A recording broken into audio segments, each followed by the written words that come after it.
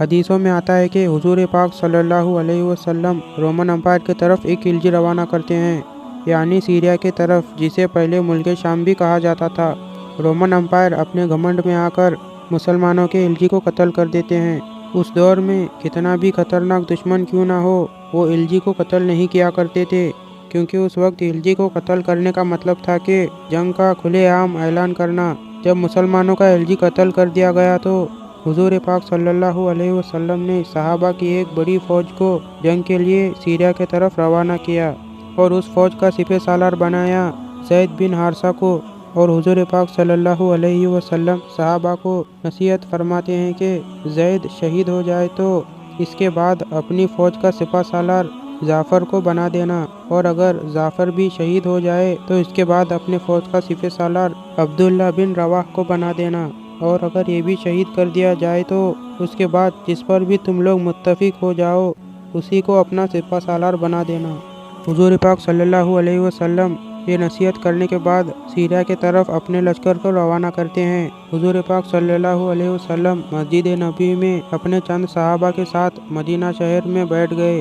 ایک طرف سیریا میں جنگ ہو رہی تھی اور دوسری طرف حضور پاک صلی اللہ علیہ وسلم مدینے میں بیٹھ کر پورے جنگ کا نقشہ صحابہ کو بتا رہے تھے۔ بہت خطرناک جنگ ہوئی اور حضور پاک صلی اللہ علیہ وسلم صحابہ کو کہہ رہے تھے کہ جنگ میں زید شہید ہو گئے ہیں۔ اسلامی فوج کا پرچم اب جعفر بن طیار کے ہاتھ میں آ چکا ہے۔ تھوڑی دیر کے بعد حضور پاک صلی اللہ علیہ وسلم کہہ رہے تھے کہ جعفر کو بھی شہید کر دیا گیا ہے اور اب فوج کا سپہ سالار عبداللہ بن رواحہ ہے۔ اس کے بعد حضور پاک صلی اللہ علیہ وسلم فرماتے ہیں کہ عبداللہ بن رواحہ کو بھی شہید کر دیا گیا ہے، اور تمام لوگوں کے متفق ہو جانے پر حضرت خالد بن ولید رضی اللہ عنہ کو سپہ سالار بنا دیا گیا ہے۔ اسلام کا پرچم حضرت خالد بن ولید رضی اللہ عنہ کے پاس آیا اور بہت خطرناک جنگ ہوئی، اور اس جنگ میں حضرت خالد بن ولید رضی اللہ عنہ اتنے بہادری سے لڑے اور اتنا خطرناک لڑے کہ حضرت خالد بن ولید رضی اللہ عنہ کے ہاتھ سے 9 تلواریں ٹوٹ گئی۔ مدینہ شہر میں حضور پاک صلی اللہ علیہ وسلم اپنے صحابہ کو سیریا میں ہو رہی جنگ کے بارے میں بتا رہے تھے۔